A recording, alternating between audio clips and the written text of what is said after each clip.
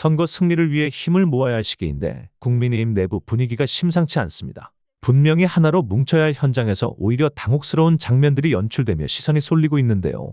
선거가 코앞인 상황에서 이들이 보여주는 엇박자 행보, 그 이면에 감춰진 진짜 속사정은 무엇일까요? 겉모습과는 전혀 다른 국민의힘 내부의 위태로운 상황. 지금 바로 영상으로 확인해 보시죠. 국민의힘 소식을 하나 더 짚어볼 텐데 장동혁 대표가 오늘 박형준 부산시장 선거사무소 개소식에 참석을 했대요. 여기서 굉장히 오랜만에 공개 행보인데 약간 이거는 보시면 느낌을 아시거든요. 누가 생각나실 거예요. 영상 보고 와서 이야기 나눠보도록 하겠습니다. 근데 지금 더불어민주당은 대한민국의 헌법 질서를 파괴하고 자유민주 질서를 파괴하려 하고 있습니다. 이제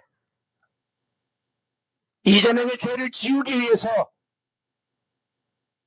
공소 취소를 위한 특검까지 하겠다고 하고 있습니다. 있을 수 없는 일이고 끔찍한 짓이고 저는 미친 짓이라고 생각합니다. 그런데 왜 우리가 부끄러워해야 합니까? 그런데 왜 우리가 움츠러들어야 합니까? 대한민국의 헌정 질서와 자유민주주의 질서를 지켜낼 유일한 주체는 국민의힘밖에 없습니다. 약간 장동혁 대표가 당대표 선거할 때 히틀러 연상되는 연설을 한 적이 있는데 그때 같은 기세로 지금 지르거든요. 근데 사실은 들어보시면 아시겠지만 반응이 그닥 막 많이 있지는 않아요. 예. 이거 어떻게 보셨어요? 반응이 적더라도 뭐 약간의 반응이 있으니까 참 고팠구나. 연설이 고팠구나. 고팠구나. 그러니까 저렇게 맞네. 자기가 저 연설하면서 당대표가 됐는데 이 전국 선거인 지방선거 때도 그것 좀 해보고 싶었는데 아무도 오라고 안 하니까 의기소침해 있다가 그때 여기 박형준 후보 개소식은 또 초청을 한 거잖아요. 예. 그러니까 또 기분 좋게 가서 또 이렇게 막 한 거죠. 근데 우리가 뒤에 다루겠습니다만 조경태 의원이 이제 면전에서 이제 또 면박을 줬고 지금 또 속은 복잡할 거예요. 인천 갔을 때 미국 가기 전에 인천 갔을 때 윤상현 의원이 바로 면박 주고 그런 다음에 미국 갔다 오자마자 강원도 갔더니 김진태 후보가 바로 면박 주고 이번에 부산 또 기분 좋게 갔는데 생각지 못했던 후보 옆에 있던 조경태 의원이 갑자기 면박 주고 이런 거를 보면은 아마도 계속 의기소침한 선거를 이어가지 않을까 싶은데 의기소침하지 마십시오. 저는 계속 돌면서 저 히틀러 연설 계속 하시는 게 맞다라고 네네. 생각하기 때문에 예. 장동혁 대표도 본인 생각할 겁니다. 본인은 약간 이 정치인들이 한번 이 연예인과 같다고 하잖아요. 예. 무대에 한번 서서 환호를 한번 얻었던 사람들은 그 환호를 잊지 못하는 겁니다. 예. 그렇기 때문에 본인이 근질근질해서 아마 지방선거 동안 그렇게 숨어 있지 못할 겁니다. 저렇게 또 돌아다니면서 내일은 또 이 추경호 후보의 개소식에 또 그렇대요? 간다니까 아마 거기서 또 사자우로 한번 토하지 않을까. 예. 대구 가면은 아마 이 부산의 조경태처럼 이렇게 어떻게 보면은 면박 줄 사람이 지금 없을 것 같거든요. 예. 그렇기 때문에 또 거기서는 환호 받으면 또 신나게 한번 하고 그런 다음에 전국을 도시지 않을까. 예. 조경태 의원이 진짜 바로 면박을 주더라고요. 장동혁 이름 연호하지 마라. 연호하는 분들 집에 가세요. 막 이래요. 어떻게 보셨어요? 조경태 의원 그다음 나오시지 그 안에 계시면서 그렇게 힘들게 지내시는지 모르겠는데 또 징계 하는 거 아닌가? 예. 뭐 제가 볼 때 뭐 징계하든 말든 그럼 별로 큰 의미는 없는 것 같고요. 그러니까 제가 볼 땐 지금 국민의힘은 갑자기 김재섭 의원이라고 해야겠죠. 김재섭 네. 의원부터 시작해서 끔찍 뭐 미친 이런 얘기를 많이 써요. 네네네. 갑자기 그러니까 뭐 하정우 후보가 손통 거가지고 끔찍하다라는 표현을 쓴단 말이에요. 끔찍이라는 단어를 잘 이해를 못하는 것 같아요. 그런 걸로 끔찍하면 세상 못 삽니다. 세상 다가 끔찍한 거지 그렇게 따지면. 근데 오늘 똑같이 보니까 장동혁 대표가 아니 예를 들면 검찰 권력을 가지고 왜곡 조작 수사를 해서 기소를 하는 행위 그 수사와 기소를 한다라고 하는 건 인신을 구속해달라고 요청하는 거예요. 사법 권력한테. 그럼 인신을 구속할지 말지 여부를 소위 검찰이 왜곡 수사를 통해서 만들어냈다라고 하는 거죠. 이런 걸 따 우리는 끔찍하다고 하고 미친 짓이라고 얘기하는 거예요. 그렇죠. 예. 정반대 얘기를 하고 정반대 있는 얘기를, 상황이거든요. 예. 저는 그래서 장동혁 대표는 끊임없이 지방선거 이후 저는 미국도 야 이게 그냥 간 게 아니구나. 진짜 예를 들면 미국을 얼마나 사랑합니까. 네. 근데 이 윤호개인들 미국 진짜 사랑해요. 그죠, 마가를 추앙합니다. 실제적으로. 근데 거기 가서 부정선거론자들 다 만나고 왔죠. 제가 볼 때 잘한 거죠. 본인 입장에서는. 예. 두 번째, 여전히 전연 얘기 안 하고 있습니다. 의리 있잖아요. 윤어겐 입장에서 보게 되면. 그다음에 저렇게 연설 막 말씀하신 뭐 누구요? 히틀러라고 얘기했나요? 저렇게 연설을 하면 열광하죠. 자기 지지층이. 제가 볼 때 자기 지지층 모으는 싸움 하고 있다고 볼 수밖에 없는 거거든요. 전 그러면 장동혁은 계속 저 계획대로 가고 있구나. 일관되게 가고 있구나. 저희가 뭐 저기에 대해서 뭐라고 욕을 하도 상관없이 난 상관없어. 저 길로 가게 되면 본인의 생존의 영역이 만들어지고 공간이 만들어진다고 생각을 하기 때문에 저기를 간다는 생각이 들거든요. 그래서 제가 볼 때는 저걸 합리성이라고 얘기해서 저건 좀 합리적인 거죠. 장동혁 입장에서 합리적인 거죠. 그냥 저길 외에는 살 길이 없는 상황이니까. 그래서 그래 장동혁 대표님 합리적인 길을 가셔라. 제가 볼 때 네. 저런 길 자체가 성공한 케이스가 많지 않다. 제가 가장 위태롭게 생각하는 건 뭐냐면 유럽처럼 소위 구구적인 정당 자체가 합법적으로 대한민국에서 유지될 수 있는 공간을 저런 사람들이 만들어낼까 봐 이게 고통스러운 대목인 거지. 예. 그 외에는 뭐 제가 볼 때는 말이 안 되는 짓을 하고 있다라고 볼 수밖에 없는 예, 거죠. 알겠습니다. 국민의힘이 좀 난리가 난 것 같아요. 네. 왜냐하면 두 분 다 이제 국힘 출입을 오래 하셨기 때문에 제가 여쭤보고 싶은데 그 조광한 최고위원이 고성국 TV에 출연해가지고 장동혁 대표를 비판했던 배현진 의원을 겨냥해서 우리 당의 암적 존재다 이런 주장을 했어요. 어떻게 그저께, 보세요? 그제. 네. 예, 어떻게 보세요? 요게 이미 그러니까 전당대회 시즌으로 넘어갔어요, 사실은. 벌써? 그쵸. 네. 그러니까 지금 이미 이제 그 교통 정리하는 차원에서 네. 전당대회 전초전하고 있는 거거든요. 예. 이게 뭐 선거 가지고 끝났어요. 선거는 공천 다 끝났고 지금 뭐 무슨 장동혁 대표 선대위 가니 안 가니 하는 건 아무 의미가 없습니다. 예, 각계전투로 됐고 이제 장동혁 패배 이후에 누가 이제 지도부를 잡을 것인지 그리고 당원 당규를 바꿔놨잖아요. 지금 최고위가 안 무너집니다. 이제는 5명 사퇴해도 안 무너져요. 재보궐로 들어오게 됐어. 재보궐. 그렇죠. 예. 그렇기 때문에 장동혁 대표가 1년 임기가 남았어요. 이걸 끌어내려는 사람들은 미리 사전적으로 빌드업을 좀 해야 돼요. 지금 팍팍 쪼아가지고. 근데 조광한 최고는 장동혁 체제에서 지명직 최고를 받은 사람이잖아요. 네. 그러니까 무조건 여기다 목숨을 걸어야 됩니다. 그럼 장동혁 대표랑 가장 충돌이 셌던 사람이 배현진 서울시당 위원장이에요. 이번에 뭐 계속 페이스북에 올렸잖아요. 뭐 어디 왔다 가시냐고 뭐 예. 미국 갔다 성과 있었냐 이런 것들. 그러면 이 대리전을 누가 한번 해줘야 돼요. 근데 조광훈 최고가 지금 총대 메고 장동혁 대표의 1년 남은 임기를 더 소화할 수 있게 이 전당대 역할을 하려고 총대를 뺐다. 이제 이렇게 해석이 되죠. 네. 저는 이제 이거는 좀 어떻게 봤냐면 그 경기도지사랑 좀 연동된다고 봐요. 경기지사. 예, 왜냐하면 조광원 최고가 원래 경기지사를 나가려고 했다가 사퇴를 했고 그죠. 그 이성배 지금 후보를 돕고 있거든요. 음. 그러니까 지금 근데 이제 양양자 최고가 또 경기지사 후보로 있고 양자 대결이 있는데 그 사이에서 사실은 어떻게 될 것이냐 당 내에서는 관심이 많은 것 같아요. 그러니까 본인들의 그 알력 다툼을 하는 건데 거기에서 야 봐봐 장동혁 내가 너 돕고 있잖아. 나 이렇게 너를 세게 돕는 사람이 어디 있어? 네. 나한테 힘을 실어줘라. 이번에 경기에서 나한테 줘라. 후보 공천. 네, 네. 요런 메시지가 아닌가라는 생각이 좀 들어요. 그러니까 선배 말씀하신 것처럼 사실 이게 전당대회용인 거죠. 본인의 몸집 키우기. 뭐 네. 그런 포석이 깔려 있는 거. 사실 뭐 선거와 관련된 메시지는 아닌 것 같습니다. 그죠. 근데 그 지방선거가 코앞인데 지방선거는 됐고 차기 당권 경쟁으로 바로 돌입해버리는 이 상황이 제가 보기에는 이해할 수는 없어요. 왜냐하면은 공당이라면 당연히 국민들께 그쵸. 표를 받아서 자신들의 정견을 피력하고 그 정책을 실현시키기 위해서 하는 거잖아요. 근데 그런 거는 패스하고 그냥 자기네들 권력 다툼하는 꼴로 가는 거잖아요. 그러니까 이거 기자도 그렇지만 우리를 그 물론 이 방송 안 보지만 국민의힘 사람들에게 이 방송 많이 봐. 국민의힘 사람들 국민의힘 사람들 많이 봐요. 그러면 저 출근 고소고발 많이 당하잖아요, 우리 실시간으로. 그러니까 방송 보는 게 조금 매 눈으로 근데 이게 요새는 좀 잘 안 보는 것 같아요. 예, 예. 요새는 고소고발. 예, 아유, 예. 그렇다고 해서 사시면 안 됩니다. 많이 욕을 하더라도 많이 봐주십시오. 예. 보면서 욕해야죠. 저희가 사실 얼마 전에 우리 후배들 같이 취재 편의점 그 후배들 같이 그 국민의힘에 출입 기자 등록하러 갔어요. 네. 싸늘해. 싸늘하죠. 싸늘해. 예, 반김에 이상한 거죠. 예. 근데 예. 저는 그러니까 박형아 기자랑 저랑 둘 다 국민의힘 오래 출입했는데 오래 출입했어요. 예. 진짜로 이분들이 믿을지 안 믿을지 모르지만 음. 저는 이 야당이 지금 이런 상황이 너무 안타까워요. 왜냐하면 네. 야당이 어쨌든 간에 절대 권력은 절대 부패하거든요. 음. 그 민주당이든 뭐 어떤 당이든 예외가 없습니다. 그렇기 때문에 야당이 건전한 비판해주고 바로 서줘야 돼요. 네. 근데 이렇게 자중질환으로 무너지게 되면 음. 또 하나의 지금은 잘하고 있지만 민주당이 일당 독주가 나와요. 일당 독주 하다 보면 또 엎어지는 일이 나와요. 네. 우리가 문재인 정권 때 경험해봤잖아요. 여러 뭐 부동산부터 시작해서 많은 의석을 간다고 다 정답이 되는 건 아니에요. 네네. 그래서 생산적인 비판할 수 있는 그 계엄 세력을 제외한 계엄 내란 세력을 제외한 생산적이고 깨끗한 지금 야당이 서줘야 되는데 네. 이렇게 해버리면 지금 서울시당 위원장하고 당대표 측 최고위원들이 선거 지금 한 달 앞두고 이렇게 서로 저격전하고 있잖아요. 네. 그럼 당이 이미 선거 포기한 거예요.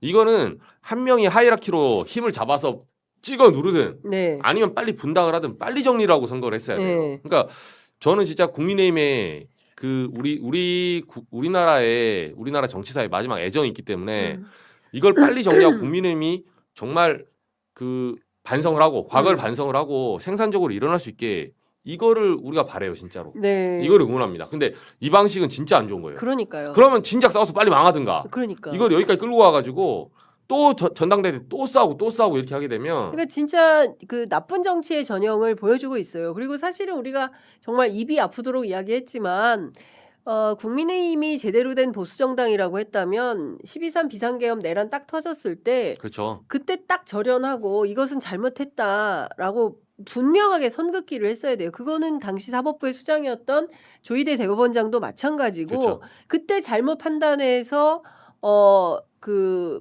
제대로 행동하지 못한 후과를 지금까지 치르고 있는 겁니다. 그래서 사법개혁까지 나아가게 된 거고 이렇게 다 된 거 아니겠어요? 그런데도 여전히 정신 못 차리고 끊임없이 과거의 그 습성에 빠져가지고 정치 발전을 오히려 후진적으로 하려고 하고 있으면 그럼 되겠나라는 생각이 드는 그렇죠. 거죠. 사실 그런 이유 때문에 국민들한테 외면을 받는 거고 맞습니다. 지금 선거 상황이 안 좋은 이유이기도 하고 네. 지금 국민의힘 내부에서 분위기가 어느 정도냐면 이게 되게 이제 사소한 예일 수도 있는데 하나만 말씀드리면 모 지사, 모 현역 지사의 캠프가 꾸려졌는데 그 별정직으로 따라갔던 사람이 사표를 안 쓴다는 거예요. 그냥 별정직 공무원이기 때문에 네. 선거 캠프에 들어가려면 사표를 써야 되거든요. 그쵸. 지금 시점에. 그렇죠. 근데 안 써요. 안 2달 될 거야. 정도라도 더 내가 어. 돈을 받아 먹겠다. 어차피 선거 망했다. 어차피 선거 망했다. 들어가봐야 소용없다. 그렇죠. 이제 들어가면 이제 떨어질 거니까. 네, 그 정도 분위기인 거예요. 그리고 아, 너무 심하네. 들어갔다가 보통 그래도 떨어지더라도 들어갔다가 그쵸. 그 다음을 노리는데 그렇지. 떨어지면 끝이다 이거예요. 그 다음이 없다. 어차피 이 사람한테 붙어서 그런 정도의 분위기입니다. 사실. 네. 해산해라. 냅두세요. 어차피 망할 정당인데 뭐 이렇게 의견들을 주시고 계십니다. 자, 그리고 이것도 좀 여쭤볼게요. 많은 분들이 궁금해하고 있는 분이 있으니 바로 이진숙 전 방통위원장인데 일단 대구시장은 불출마 선언을 했는데 지난 27일 SBS 라디오에 출연을 해서 수도권 출마 가능하다 이런 주장을 했다는데 두 분 취재 내용을 좀 들어보도록 하겠습니다. 아 제가 이진숙 전문가. 전문가죠. 네. 제가 그 수도권 나와봐요. 뭐 어떻게 돼요? 뭐. 제가 또 거기 그 네. 이진수 캠프 사람들 연락 많이 안 될 때 네. 그때 취재편님 나왔어야 되는데 나왔어야 되는데. 제가 격주로 나올까 그러니까. 제가 그 지난주 목요일날 장동혁 대표 만나고 한 거 이진숙- 제가 제일 먼저 알았잖아요. 오. 예, 그날 그 유튜브 한 바퀴 돌았거든요. 장르만 여의도 뭐 뉴스원 네네네. 인터뷰했는데 그건 다 연막이고 네. 장동혁 대표 만나고 왔어요. 아, 그날 그게 이제 핵심이다. 예, 그날 합의됐고 그래서 제가 이제 미리 예견했었어요. 이거 주말에 드랍한다. 그러니까 드랍했잖아요. 네. 근데 지금 이제 최근 그때 걸었어야 되는데 커피를. 저는 안 되는 게임만 봅니다. 예. 네, 시청자들에 드려야 되니까. 근데 그 지금 분위기가 뭐냐면 이진수 후보가 가장 최근 뉴스 어제 통화를 해보니까 캠프 쪽에서 네. 좀 떨고 있대요. 이진숙 후보가? 예, 왜? 전전긍긍. 그치. 이진숙은 떨고 안 있다. 줄까봐. 낙동강 그렇죠. 이진숙은 전전긍긍. 예, 그러니까 덜덜덜. 왜냐하면 이게 기세 좋게 드랍을 했는데 아시겠지만 정치는 신뢰의 영역이지. 그 뭐 대구 달성군 준다고 뭐 종이에 써줍니까? 계약서. 예, 그 불법이에요. 네. 그 자체가 그치. 매간매직이지. 예. 정치관계 선거법 위반이기 때문에 그렇게 써줄 수도 없고 써줘봤자 의미가 없어요. 근데 지난번에 뒤통수를 한번 맞았잖아요. 컷오프 때. 그렇기 때문에 장동혁에 대한 불신이 아주 팽배해요. 아직도. 근데 이번에 불출마할 때도 보면 눈물 흘리잖아요. 네. 그게 뭐 대구 시민들을 위한 뭐 이게 그런 해석도 있지만 제가 봤을 때는 장동혁한테 통수 맞은 것도 생각나고 이거 나 또 맞고 정계 은퇴한 거 아닌가 이런 울분. 아, 정확하게 울분. 맞죠. 네. 예, 내가 너한테 뒤통수까지 맞고 이런 것까지 해야 되냐. 예. 그렇다고 개런티를 받은 것도 아니잖아요. 지금. 그렇죠. 담보가 있는 것도 아니고 달성군을 맞아요. 예. 지금 처음에는 준다고 합의를 했대요. 제가 듣기로 저도 예, 들었어요. 취재되기로는 저도 합의를 그렇게 했는데 들었는데. 예, 네. 합의를 했는데 이 합의가 이행될지는 또 모르는 거예요. 그래서 합의하고 나서 이진숙 사퇴하고 그 다음날 박덕흠 공관위원장이 나와서 발표하는 건 뭐냐면 원칙적으로 경선이다. 재보궐은 경선이다. 맞아요. 근데 이게 원칙론을 말하는 건지 진짜로 원칙을 근데 말해서 아이 이 후보 그 걱정하지 마. 재보선은 대체로 전략인데 아, 전략 공천인데. 예, 경선은 그러니까. 없는데. 예. 예. 지금 시간도 없고. 그렇죠. 어. 시간이 근데 이제 원칙적으로 뭐 한 달- 북구갑 뭐 이런 거를 다 깔아놓은 거예요. 그러니까 공관위원장 그렇게 얘기하고 뒤로는 에이, 줄 테니까 걱정 마 이렇게 하는 건지 진짜로 나를 경기도로 보내려고 하는 건지 예. 이게 지금 소위 말해서 라포가 형성돼 있지 않은 거예요. 박민식 후보 같은 경우는 네. 북구갑을 받는 게 거의 99%래요. 들어보니까. 예, 왜냐하면 이영풍 전 기자를 내게 되면 이게 네. 윤호견이잖아요. 그렇죠. 그럼 한동훈이 좋아 날뛰어. 예. 예, 지지율 더 그러면 반탄 찬탄으로 아니잖아요. 그렇죠. 또. 각이 딱 쓰죠. 예, 그러면 윤석열, 윤어게인 뭐 이걸로 절연 네. 이걸로 이제 각이 서요. 그러니까 국민의힘도 당연히 이영풍을 내려고 하진 않아요. 음. 그러다 보니까 박민식 후보도 자기가 됐다는 어떤 구도 하에서 저 뛰는 거거든요. 근데 달성군은 달라요. 달성군에 대안이 있습니까? 이진숙 이외에? 아니 근데 뛰는 달성군은 후보들이 사실 있어요? 이게 죄송한 말씀이지만 아무나? 막대기만 꽂아도 그죠. 되는 것이기 때문에 박형광 기자 가도 됩니다. 제가 공천 받아도 돼요. 예. 아무나 돼요. 예. 예. 오늘 우리가 저는 안 되겠다. 아니 근데 제가 네. 국민의힘 취재하면서 제일 좀 그 유권자로서 불쾌했던 게 뭐냐면 어떤 후보가 그분 당선돼서 지금 국회의원 하고 있습니다. 그 저기 경북 지역인데 그 얘기를 하는 거예요. 아 우리 동네는 과메기만 꽂아도 바로 당선이야. 그럼요. 그 얘기를 그냥 아무렇지도 않게 해요. 음. 그런 분위기인데 달성군에 준비된 이진숙 이외에 다른 대안이 있냐? 지금 김민수 아무- 최고위원 얘기가 계속 나오고 그건 있죠. 아니라고. 그거는 조금 확실히 아니라고 추경호 그쪽도 추경호 네, 쪽에서 싫어하죠. 기토를 부담스러워요. 냈어요. 예, 예. 예. 근데 이제 지금 지도부 내에서 이견이 굉장히 많은 많죠. 이유가 뭐냐면 얼마 전에 그 이제 박민식 후보가 거의 공천이 유력하다라는 기사가 나왔는데 그게 내려갔어요. 그러니까 그게 왜냐면 당 지도부 내에 이견이 많기 때문에 그치. 그런 거거든요. 아, 그래서 진짜 이제 사실 당내 투쟁에서 어떻게 할지 모른다. 아직까지 네. 정확한 결과 나와봐야 안다라고 맞아요. 저는 생각합니다. 안타깝습니다. 그 제가 보기에 이게 자기들끼리 정치공학 하느라고 민심이 어디에 있는지를 전혀 보지 않는 거예요. 아 정말 네, 정확하게 네. 그렇죠. 맞아요. 네. 국민들이 아니 표줄 사람은 생각 안 하는데 자기들끼리 그냥 찍고 까보는 형국이 되는 거죠. 우리들끼리 막 해서 아무개를 그쵸. 어디다 보내고 뭐 이렇게 하면 된다?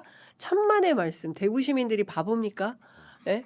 그렇게 아무렇게나 공천한다고 해서 미국 가가지고 이렇게 하고 오신 분이 갑자기 우리 동네 살지도 않던 분당 사람 아니에요? 예, 맞아요. 그런 분이 와가지고 정치한다고 영등포 갔다 하면 강서 갔다가. 예, 뭐 왔다 갔다 많이 했어요. 근데 주로 수도권이잖아요. 네. 그렇게 했을 때 대구 시민들이 과연 아 국민의힘이니까 찍어줘야지 이렇게 할까? 그 뭐 현실적으로 봤을 때 아직까지는 그럴 수도 있을 것 같아요. 아유, 예. 진짜 참담합니다. 이제 민주주의 위기가 되는 건데요. 저는 대구 경북 시민들이 이번에야말로 과거 1960년 이입할 때 보여주셨던 그 시민혁명의 정신을 다시 한번 보여주셔야 될 때가 아닌가라는 생각을 좀 하게 됩니다. 우리는 이제 지선으로 가보도록 하겠습니다. 지금 이제 국민의힘 공관위가 재보궐선거 지역이 총 14곳인데 7곳 후보를 확정을 했습니다. 근데 후보의 면면을 보니까 이진숙 전 방통위원장, 김태규 전 방통위 부위원장, 또 김용 전 의원 전부 다 윤어게인 일색이거든요. 요거 어떻게 보셨는지 행정관님. 일단 뭐 제가 볼 때는 지방선거보다는 지방선거 이후를 준비하고 있다라고 보는 것이 타당할 것 같다. 저는 지방선거의 핵심적인 이슈가 두 가지 아니겠습니까? 내란 문제에 대한 국민적인 평가가 계속 지속되고 있는 거고 또 하나는 지금 1년 정도 된 이재명 정부에 대한 평가의 두 가지 축이라는 생각이 드는 건데 압축 문제와 관련해서 거기에 관련된 사람들을 계속 공천을 한다라고 얘기하는 건 지방선거에서 이길 생각이 없다는 거잖아요. 그러니까 만약에 이재명 대통령의 국정운영 지지율이 한 20% 30%라면 저는 뭐 그건 오케이. 그렇게 이해가 될 수 있지만 지금 뭐 수도권 같은 경우는 70% 육박하는 상황이고 60% 중반을 차지하는 상황인데 이런 윤 어게인이라고 많은 사람들이 명확하게 알고 있는 인물을 공천한다라고 하는 건 지방선거 이후의 대비인 거다. 그래서 지방선거 이후에 권력 구도를 짜기 위한 과정으로 볼 수밖에 없다라는 생각이 들고요. 뭐 다 아시겠습니다만 지금 지도부가 상식적이지 않잖아요. 예. 아니 어떻게 소위 이 탈핵되고 파면당한 대통령을 지키겠다라고 하는 지도부를 선택을 했고 그 지도부가 지금 공천을 진행하고 있는데 또 그런 사람들을 공천하는 상식을 파괴했기 때문에 저는 앞으로도 상식을 파괴하는 공천은 계속 가능할 수밖에 없다. 이유는 지방선거 승리가 아니라 지방선거 이후 때문에 그렇다고 보는 것 하나하고 또 하나는 지방선거 이후에 장동혁이 사퇴할 것인가 이 문제가 되게 중요할 수 네, 있겠죠. 그렇죠. 근데 그랬을 때 이제 사퇴가 아니라 재신임을 물을 수도 있는 것 아닌가? 이유는 뭐냐면 이 중에 윤호개인 중에 하나라도 당선이 된다면 만약의 경우 아마 전 이걸 명분으로 삼을 거라는 생각이 들거든요. 재신임 문제 관련해서. 그래서 핵심적인 본체는 보궐에 대한 공천 문제라기보다는 야 이거 실체 뒷 배경이 누구야? 실세가 누구야?라고 예. 하는 부분으로 저는 지방선거 이후에 저희 민주진보 진영이나 전체 저희들이 판단할 문제는 윤어게인이라고 하는 거대한 흐름들을 작동시키고 있는 국민의힘 및 극우 진영들의 실체가 무엇인지를 밝혀내는 과정으로 좀 가게 되지 않을까 생각이 들긴 합니다. 이후에는. 예, 예. 그러니까 장동혁 지도부가 당권 바라보고 재신임을 노리고 지금 공천을 하고 있다라고 평가를 해주셨는데 막 김태규 같은 사람은 국회에서 욕설했던 사람이고 박종진, 윤석열 탄핵 각각 촉구 1인 시했던 사람이고 다 윤호개인인데 이게 이제 사실 국민들이 심판을 해주실 거라 믿지만 만에 하나 뭐 한두 명이라도 되면 다 차기 당권을 노릴 수 있는 장동혁에게 힘이 될 거라는 거잖아요. 그렇죠. 근데 사실 이 국민들께서 아무리 올바른 판단을 해주실 걸 믿더라도 이 사람들이 이 공천받은 지역을 보면 대구랑 울산이란 말이에요. 그러니까요. 그러니까 지금 이진숙이랑 이 김태규는 당선될 가능성이 상당히 높습니다. 우리 당에도 상당히 좋은 후보를 내서 맞서겠지만 이 보수세라는 게 그 해당 지역에서의 선거라는 게 진짜 쉽지가 않거든요. 그렇기 때문에 와 저는 이미 이 이후에 와 과방이 어떡하지? 이런 생각이 들거든요. 그러니까요. 이진숙 과방 바로 이 법사위 뉴스 잘 안 나올 것 같아요. 예. 묻혀가지고 과방위에 지금 이 우리의 뭐 전사들이 계십니다만 여기 뭐 김현 최민희가 계십니다만 예. 여기에 이진숙이랑 김태규가 들어오면 그냥 대놓고 싸우러 들어갈 거거든요. 와 그럼 과방위가 과연 정상적으로 운영이 될 수 있을까? 지금도 사실 삐걱삐걱 뭐 물론 법사위랑 비교하면은 과방위 그래도 뭐 그 정도 상대적으로 스무스하다는 평가를 받았는데 와 이 국회가 제 역할을 할 수 있을까? 좀 벌써 그 걱정 되는 거예요. 그래서 예. 그러면 이 둘을 그럼 우리가 뭐 이렇게 뭐 윤호개인 왔다라면서 저지를 할 수 있는가? 와 이것도 울산과 이 대구에서의 보수세를 생각했을 때는 이게 또 쉽지가 않거든요. 예. 그렇기 때문에 이 사람들은 아까 말씀하신 것처럼 사실상 이 지방선거 이후를 준비하고 있구나. 지방선거는 뭐 여기서 뭐 17곳, 14곳을 어떻게 잘 공천한다고 지방선거 판세를 뒤집을 수 없다는 걸 알아요. 네. 그리고 이미 광역단체장 공천이 그렇게 돼버렸고 그리고 그걸 뒤집을 만한 판세를 뒤집을 만한 공천도 힘들고 그러니까 이렇게 된 거 이 지방선거 이후에 어떻게 싸울지 어떻게 윤어게인 목소리 그냥 떳떳하게 얘기할지 물론 지금 우리 뒤에 다루겠습니다만 지금 정진석 부의장 같은 경우는 실장 같은 경우는 지금 보류가 됐습니다만 지금 정진석 같은 사람이 만약에 공천받아서 돌아온다 그러면은 그 사람은 대놓고 인간적인 조류는 못한다고 선언한 사람이잖아요. 네. 윤갑근처럼 난 윤어게인 후보다라고 한 사람은 지금 컷오프도 안 당하고 결선까지 가서 뭐 다행히 떨어졌습니다만 이렇게 윤어게인 절윤할 수 없다라고 말한 사람이 공천받고 당선이 돼서 국회에 들어온다? 이거는 심각한 문제가 될 거라고 저는 봅니다. 근데 약간 지금 이제 말씀하셨지만 일관성이 없는 게 이런 윤어게인 후보들이 전부 다 이제 공천을 받고 있는 상황에서 정진석만 보류한 거는 뭐 혹시 이유가 뭘까요? 뭐 제가 또 빌드업하는 거 아니겠어요? 예를 들면 정진석이라는 사람, 그러니까 예를 들면 이거 좀 비교하면 하정우 후보가 좀 싫어할지 모르겠습니다만 예. 하정우 후보 같은 경우 상당히 긴 기간 동안 하정우 후보가 부산 북갑에 공천될 거냐 말 거냐. 그러니까 선거라고 하는 게 예를 들면 우리가 생각할 때 야 어떻게 정진석 같은 인물을 갖다가 공천을 시킬 수 있지? 이렇게 생각할 수 있죠. 그렇죠. 그리고 본인이 출마하는 근거도 골 때리잖아요. 보수를 재건하겠다고 얘기하잖아요. 내란 우두머리 비서실장한 자가 보수를 재건하겠다고 얘기를 하고 있고 자기는 또 내란에 반대했다라고 지금 주장을 또 거짓말을 하죠. 예. 내란을 반대한 자가 왜 대통령실에 있는 모든 컴퓨터를 갖다가 다 용광로에다 때려 집어넣어 없애라고 얘기를 합니까? 예. 증거 인멸했다라고 하는 지금 피의자신 분이거든요. 그렇죠. 예. 그래서 아까 저기 우리 성치훈 부대변인 말씀하셨던 것처럼 근데 어떻게 인간적으로 야박하게 윤석열이랑 절연할 수 있냐라는 식의 얘기를 한단 말이에요. 이런 사람을 앉혀놓는다라고 하겠다, 공천하겠다고 얘기하는 건 아까 제가 말씀드렸던 일관된 장동혁 지도부의 핵심적인 내용이라는 생각이 분명히 들고요. 그다음에 여기가 자기 아버지랑 정진석 비서실장이랑 구선을 한 지역. 그렇죠, 그렇죠. 다 합하면 지난번 같은 경우 지금 박수현 충남 의원이 석패했었죠. 후보 같은 경우도 진짜 신승을 한 지역이기 예, 맞아요, 때문에 맞아요. 예. 지역 정서는 달라요 또.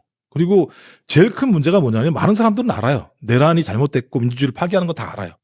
시간이 지나면 거기에 대한 분노의 감정 게이지가 떨어질 수밖에 없는 상황이고 현실적으로 예를 들면 친소관계나 지역적인 정서로 갈 가능성이 되게 높습니다. 그러니까 제가 영남을 고민하는 것도 그렇죠. 영남에 있는 분들이라고 민주주의를 지키지 않으시려고 할 것이고 내란을 좋아할 턱이 없으신 분들입니다만 그 지역의 오랜 정치적인 정서랑 관성이라고 하는 부분들이 작동할 수 있는 지금 상황이 됐단 말이에요.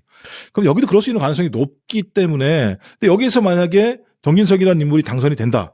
저는 뭐 끔찍한 상황입니다만 그럼 제가 볼 때는 장동혁 지도부에게 면죄부를 줄 수 있는 내용일 수도 있는 것이고 또 국민의힘 같은 경우 이 논거를 가지고 얘기할 수 있는 측면이 있는 거죠. 전 그래서 지금 말은 뭐 김태흠 충남 지금 저 지사가 뭐 나 저기 공천시키면 나 때려치고 무소속으로 나올 거 이렇게 얘기를 합니다만 그랬다면서요? 저는 공천할 거라고 봐요. 왜냐하면 아. 이 정도 인물이 없어요 실제적으로 이 지역에.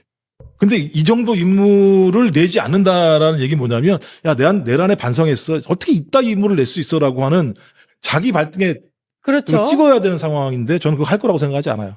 저는 그래서 제가 볼 때는 결론적으로는 공천할 거라고 생각해요. 아, 이 빌드업이다. 예. 저는 그렇게 예상합니다. 그 김태훈 충남도지사가 만약에 정진석 비서실장 단속 공천하게 되면 나는 무소속 출마하겠다. 사퇴하고 후보직 사퇴하고 지금 지사 후보가 됐는데 이렇게 보고 있습니다. 근데 빌드업이다 이렇게 말씀하셨어요. 저도 공천 결국 할 것 같고 저는 그래서 이 정도면 그냥 내란 프레임을 유도하나? 라는 생각이 들 정도예요. 그러니까 대놓고 우리한테 야 너네 이번 선거 내란 해. 그러니까 영남분 아까 말했습니다만 제가 말한 뭐 김태규, 이진숙 이런 분들이 영남에서 선택을 받는 게 만약에 그 영남 유권자들이 뭐 이분들 내란에 찬성하는 분들은 아니라고 생각해요. 근데 아까 말씀하신 것처럼 그분들은 그냥 민주당에 대한 그냥 비토 정서가 좀 깔려 있는 분들이고 그래도 보수정당 미워도 보수정당이지 이런 생각. 야 내가 언제 내란 좋다고 했어? 내란 난 반대했어. 하지만 나는 그래도 보수정당 민주당보다는 보수정당이 좋은데 왜 나한테 자꾸 뭐 내란몰이해? 라는 불쾌감을 줄 수도 있다라는 거죠. 그렇기 때문에 저희는 선거에서 굳이 지금 이번에 내란이라는 게 뭐 지금 1심 유죄가 이미 확실하게 나왔고 그렇죠. 굳이 우리가 내란 프레임 잡지 않아도 국민들은 알고 계시고 그리고 선거 분위기 좋기 때문에 우리가 굳이 뭐 내란 심판 선거입니다라고 얘기할 필요도 없는 선거였기 때문에 정책과 비전으로 충분히 승부할 수 있는데 자꾸 아니야 너네 내란 심판 선거 해야 되고 유도하는 느낌이 들 정도로 왜 그럴까? 그러니까 네. 그러면 영남의 표심이 흔들릴 수 있다는 거예요. 영남에서 자기네들이 이길 수 있다는 거예요. 저는 그렇게 봐요. 그러니까 아니 그게 영남에서 먹힌다고요? 그러니까 영남 사람들은 제가 말한 것처럼 민주당이 자꾸 내란 이야기를 하면은 불편해할 수 있다는 거예요. 오히려. 그러니까 야 우리가 내란 동의하는 거 아니라니까 라는 건데 근데 자꾸 우리가 내란을 얘기하면은 영남 사람들은 얘네 자꾸 우리를 내란범으로 모네 우리 유권자들까지 약간 이런 식으로 될 수 있으니까 그러면 오히려 영남 선거에 대구시장 부산시장 선거에 도움이 될 거라고 생각하는 건가?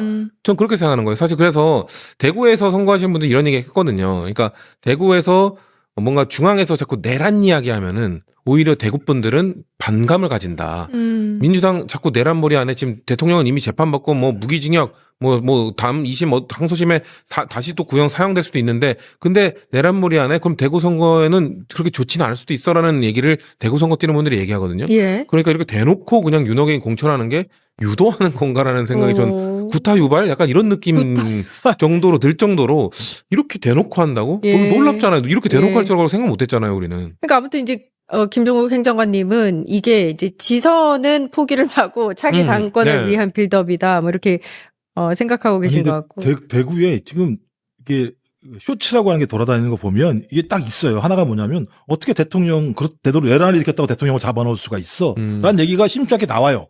그러니까 네? 내란 잘못한 거 아는데 그렇다고 대통령을 잡아놓냐? 이 논리입니다. 이 논리가 하나가 있고 또 아주 유명해진 거 있지 않습니까? 아니 그 김부겸 후보한테 얘기를 하잖아요. 아니 안 될 수도 있잖아. 그래도 우리 도와줘야 되는 거 아니야? 집권 여당이니까. 그러니까 김부겸 후보가 안 될 수도 있잖아. 안 되면 우리 안 도와줄 거야? 안 되더라도 우리 도와줘야 되는 거 아니야? 이런 논리가 있는 거죠. 제가 볼 때 이건 대구 유권자가 국민의힘을 찍을 수 있는 논거를 만들어주는 거예요. 이런 걸 통해서. 그래 좋아. 김부겸이라는 사람을 안 찍어도 김부겸이 네가 그렇게 얘기를 해가지고 대구를 도와준다고 얘기하면 그러면 대통령을 잡아들인 놈들 민주당.